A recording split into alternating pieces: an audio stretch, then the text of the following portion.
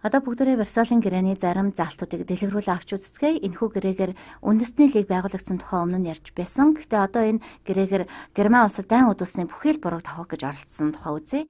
Мэдээж Герман улс эхнээсээ л Орос Прус хоёрт бараг ямар шалтгаангүйгээр дайн зарлаж анхнаасаа түрэмгийлэл эхэлсэн гэж болох юм.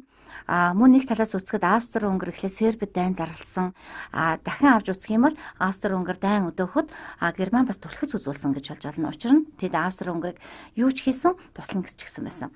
Гэхдээ эцэст нь германчуудын ихэнх нь тэдэнд дайны бүхий л бурууг тогсонд дургүй байсан. Түүнээс гадна Версалийн гэрээг бүр утгагүй болгосон нэг залт нь Герман улсыг цэргийнхээ тог 100,000 хүртэл буулгахыг тулгасан явдал. Энэ бол бараг аятайхан цагдаагийн хүчтэй адилхан хэмжээтэй болох юм.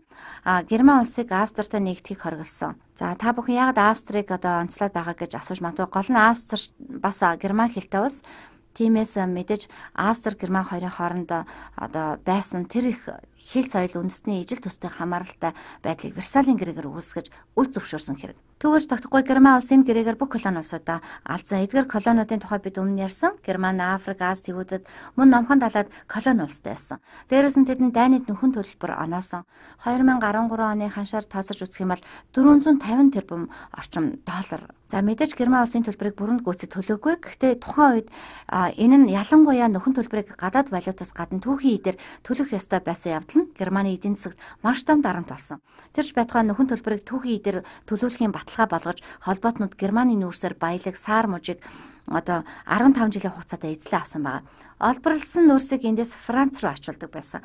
Мөн нөхөн төлбөр төлөх гадаад валют нь Америк доллар байсан. Үүнээс болж Веймарын Германы улс нь Веймар гэж нэрлэгдэх болсон шалтгаан нь энэ улсыг байгуулах үндсэн хуулийг Веймар хотод боловсруулснаас үүдэлтэй. Тэгэхээр дэлхийн 1-р дайны дараах Герман улс гадаад валют руу хөрвүүлэх хэмжээгээ нэмэгдүүлэхийн тулд мөнгөн тэмдэгтээ хязгаарлалтгүй хэвлэж байснаас мөнгөний хаашны хит уналтанд орсон байна.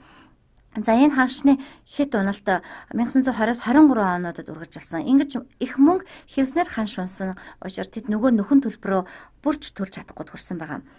За ингээд Франц улс улам даварч Германы Рур мужийг эзлээ авсан.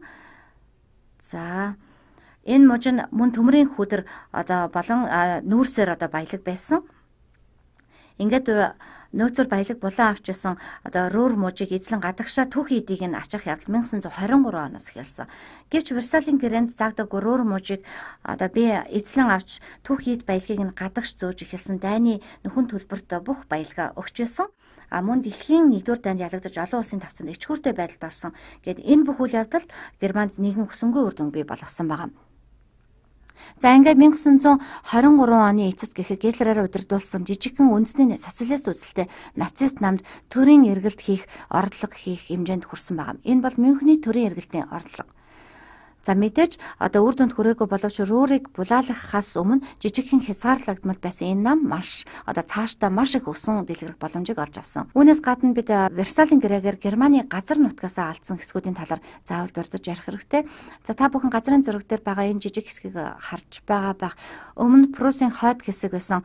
За энэ газар Версалийн гэрээгээр Францын нутаг болсон ч цаашид Литв улс эзлэн авсан. Мөн Версалийн гэрээгээр хуучин Германы эзэнт гүрний бүрэлдэхүүнд байсан бүхэл бүтэн бүс нутаг шинэ Польш улс болон тусгаар тогтносныг бид мэднэ. За тэгэхээр ер нь шинээр үүссэн Польш улс газар нутгийн ихэнх нь хуучин Германы эзэнт гүрэн байна. Оросын эзэнт гүрэн Австри-Унгарын эзэнт гүрний нутгаас салхан авсан газрууд. За тэгээд энд Германы Силезийн мужийн хагас нь Польш руу хагас нь Чехословак руу хамаарагдсан. Нөгөө Франц Герман хоёрын донд олон жилийн туршид зөрчил маргааны сэдэв байсаар ирсэн алдарт Альзас-Лорени муж энд байгаа.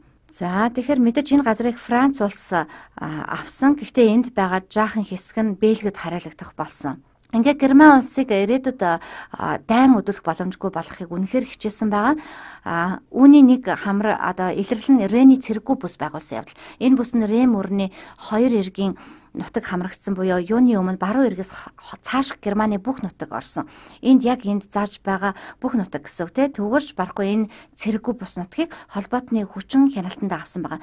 Мөн Рен мөрний Рен мөрний 100 эргээс 50 км-ийн зайд байгаа бүх нутагта цэрэг зэвсэг байгуулахыг бас хориглосон. Ингээд харахаар Версалийн гэрээний бүх залтан цаашид Герман улсыг дайн хийх ямар ч боломж чадваргүй болгож чиглэгдсэн байна.